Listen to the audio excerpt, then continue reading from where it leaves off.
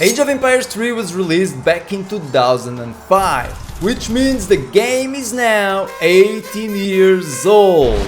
Then, when it comes to the historical timeline, it deviates from the traditional medieval setting and instead portrays the European colonization of the Americas. And this unique approach sets Age of Empires 3 apart from the other games in the franchise.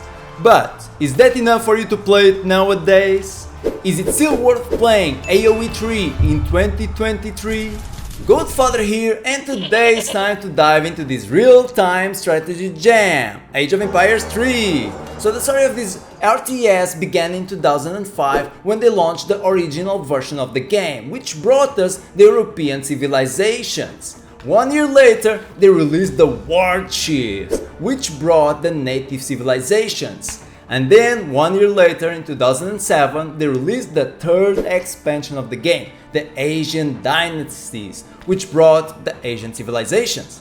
Now, 13 years later, in 2020, they released Age of Empires 3 Definitive Edition, which brought revamped graphics, a better gameplay, more content and more civilizations. So this is the version that everyone plays it nowadays on Steam, and they're constantly updating and bringing more civilizations and more content to the game. So even though the game is 18 years old, it's still updated on a regular basis, and recently they've released an update which makes the game free for everyone. So everyone can play the game for free, and you're going to have 3 different civilizations every week.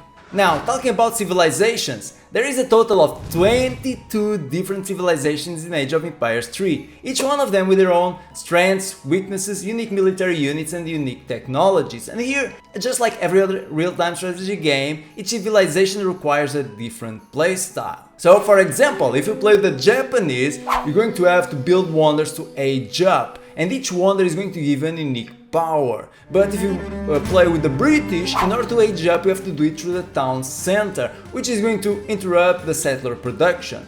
But if you play with the Iroquois, you're going to have a unique hero, which is the War Chief, which has an ability to tame animals, which can give you an early game advantage over your opponent.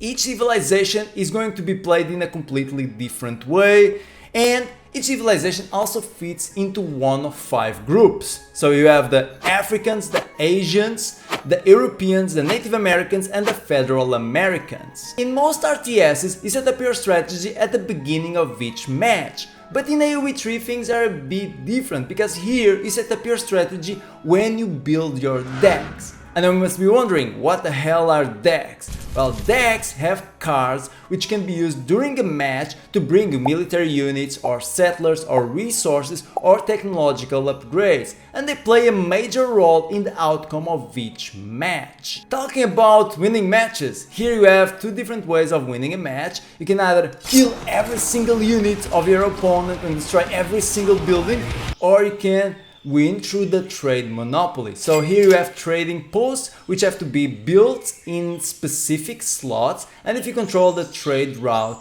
you can try to win through the trade monopoly, where you're going to have to defend these positions over some time.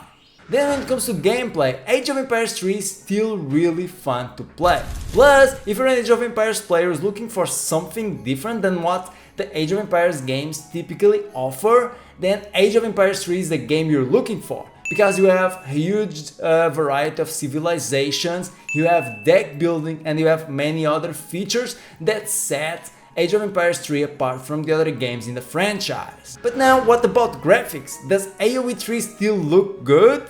Well, I would say that the game doesn't look as good as more modern RTSs like Age of Empires 4, obviously because it's older, but I would say that with the Definitive Edition revamp it still looks quite good, and personally for me it's not a problem. But now, what about the community? Are there still players playing AoE 3 nowadays? In order to answer that question, we're going to go to Steam charts, which are telling us that in the last 24 hours 8,000 players were active, with a 24-hour peak of 12,000 players. So that you have an idea, we can compare it to Age of Empires 4, which has less players active in the last 24 hours than Age of Empires 3. So I would say that The reason for that, and the reason for this 30% gain, is because of the last update, which made the game free for everyone. So as I've told you before, you're going to have 3 different civilizations that you can try every week. Then the only bad news I have for you is that if you want to make a living out of playing Age of Empires 3, I don't think that's possible. So if you actually come to Liquipedia, you can see all the latest tournaments that happened of Age of Empires 3,